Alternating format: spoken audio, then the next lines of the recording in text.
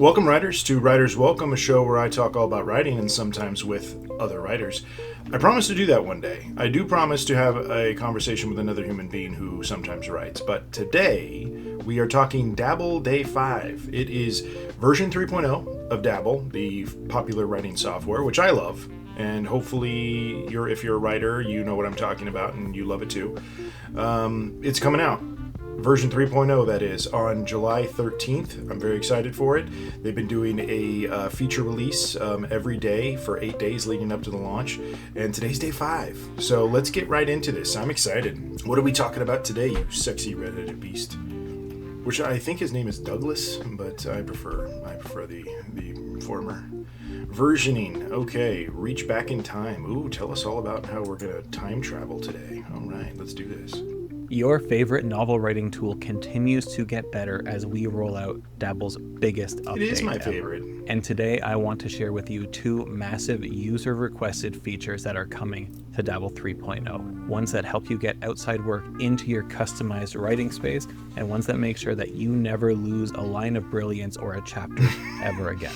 A line of brilliance. That must be a direct response to one of my complaints. But remember, this is only day 5 of our week of sneak peeks into what's coming on July 13th with Dabble 3.0. So make sure you're subscribed wherever you're watching this from, because we have more videos coming your way to show you what you're getting access to in just a few days. On top, subscribe to me as well. You don't need to subscribe to him. I'll tell you all about it. Just kidding. Subscribe to him too. Why not? for that, we are Doesn't releasing more content after the launch of 3.0. Stuff that will help you get settled into your new writing space and stuff that will help you write that darn book of yours. So one of the most user-requested features we have seen is the ability to get your work from outside of Dabble into a new Dabble project. Yes. And we make that super easy with Dabble 3.0. With the new update, you'll be able to easily import outside work from your dashboard, from the Create menu inside of a project, when creating a new book in your project, or in the manuscript view of a project. And for those of you who are new to Dabble, who are itching to try out what will continue to be the world's best novel writing software, you'll be able to do it as part of the onboarding process as well.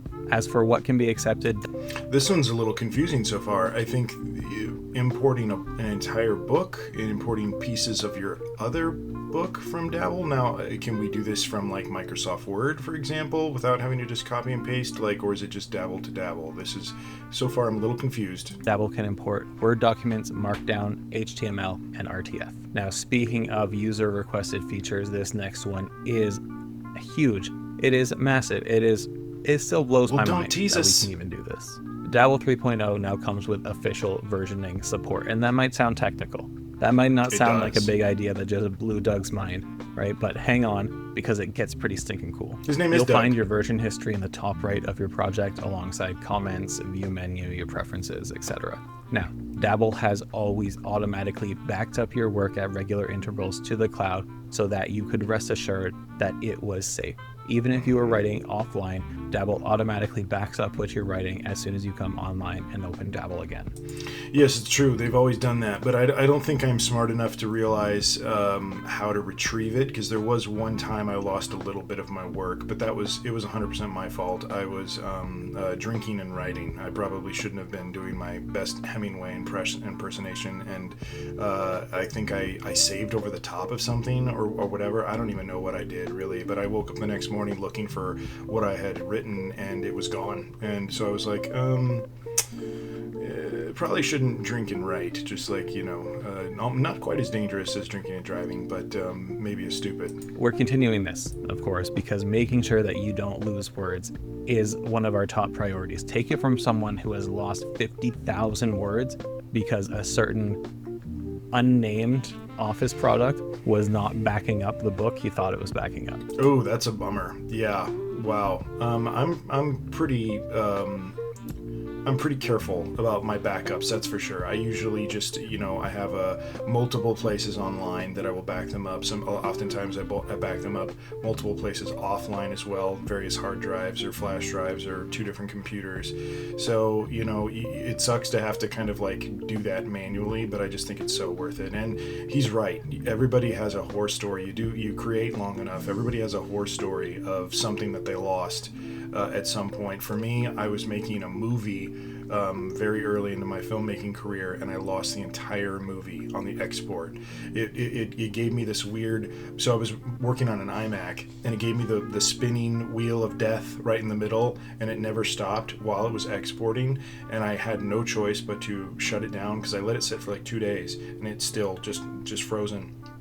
So I shut the computer down, and when I brought it back up, the entire project was gone. I mean, it said it was there, but it was corrupted. It couldn't be opened at all. So I had to literally remake the whole movie over again. That was a moment where I really had to evaluate, do I really want to be doing this with my life or not? And I'm glad I chose I did. The second time around, they made the movie better, but that's a whole nother story. And it means that your version history is automatically updated as you write without needing to manually create a backup. Woo-hoo. Now, you can create a manual backup if you would like. Here's where the cool, powerful stuff comes in. You have the option to open up the time machine. Yes, we are manipulating time with the new Dabble update. I thought it couldn't get any cooler, but we're chronomancers over here. So when you open up that time machine, when you harness the power of time itself, it creates a new view in your project that gives you access to a scrubbing timeline of your entire project. Oh, you can go ahead and look at that. Let me jump back just a little bit. Oh, if I get my cursor off there. There you go. You can see at the bottom here, I'll move the cursor, but you can see at the bottom there where it's lining up with this over here, your autosave. Yeah, look at that. All these different save versions, autosave versions, and then it shows you where you're at down there. That's interesting because every once in a while you do want to know, like, how much did I actually change something, or where is this piece of information that I thought was in version 8? Oh, it's all the way back in version 2 and it didn't get carried over. Or sometimes you think, oh, you know what? There was a piece from the last version that was better than the horse shit I just wrote. So, yeah, that's pretty cool, and it looks nice too. Timeline of your entire project. You can go ahead and scroll through that timeline to find the exact moment that you were looking for in the past. You can go back. Hopefully you can do more than scroll. Hopefully you can search, like if you're searching for keywords or something like that, you can just take me straight to wherever it is. That would be nice. I would imagine it's smart enough to do that. In time to when you were working in a manuscript, but to when you're working on a plot grid, when you're working on specific character or world building notes, whatever it may be, it is all automatically backed up and logged for you to go back and check it out if you need to.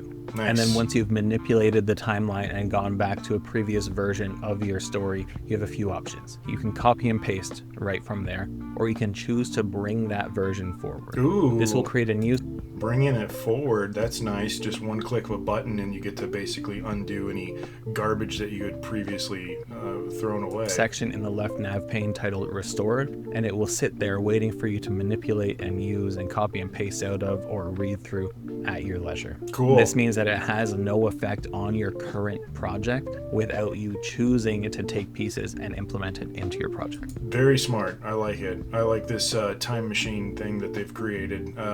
Yeah, there could just be a lot of issues without having without having a feature like this where you're just like accidentally making mistakes. It happens. We all the time. We just accidentally delete something or accidentally don't include something that I meant to, and therefore it just is. This is going to help the editing process, and it's also going to help the organizational process.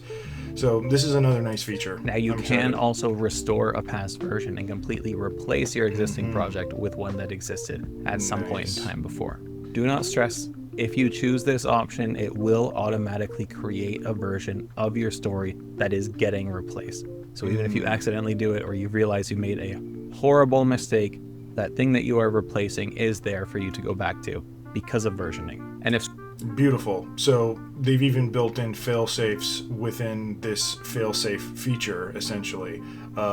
Perfect. Make it as idiot-proof as possible, especially for me. Scrubbing through the timeline isn't your thing. You can also navigate through your version history in the version history pane by opening up any of the manual saves you have or opening up the drop-down menu to view the auto saves that Dabble automatically creates for you. Clicking on any of those will open up that version and pop you into the time machine so you can harness its temporal magic. So why would you use versioning? Why do so many people ask for this feature to be added? Well, the most common scenario is that maybe you deleted something or you rewrote something and you realize, hey, I actually like what this was before, or I want to recover it and use it for later. That has happened to me several times. Sometimes you rewrite something just because you think you should or you need to, and then you realize, you know what, it actually worked fine the first time, and not literally the first draft, but in an earlier version, it actually works better. That sometimes does happen, maybe a little bit more often than you might think. Really belongs in the archive. With version history, you can go and recover that information without having to ask support to find it for you, without getting filled with that sense of dread that you've lost it forever. Who wants to work with technical support anyway on any of these softwares? Now, I will admit, though, like Dabble has a great technical support team. I think I've only had to reach out to them once, and it was for something fairly minor, but they were right on top of it. Plotter is my plotting app, and I'll do a whole video about them because they're an amazing plotting app. They're second to none when it comes to that sort of things, or software, I should say. But I've had to reach out to them a handful of times just because I've been using them for so long, and I was like, I think I was like one of their first buyers of their lifetime subscription, and because I knew that I was going to be using it for the rest of my life, and so I've had to reach out to them a handful of times, and they've been amazing. So a lot of times with these smaller softwares, you do get a really good technical support experience because they're small enough and intimate enough, and they care enough. And Dabble is definitely one of those companies. I've never thought that they didn't care about their clients. It is easily recoverable. You can also use it to create a dedicated first draft or draft X that is always recoverable and always viewable whenever you would like. Gone are the days of having to duplicate your entire book just to make sure you have a past version of it available. Nice. Now you can create that manual copy, name it whatever you want, and be able to access it whenever you want. Beautiful. And this is super handy for the revision stage of writing a book. This way, you don't have to completely override everything that you have done, and you can see, hey, maybe this change that I made wasn't the best one, so let's go grab what it used to be.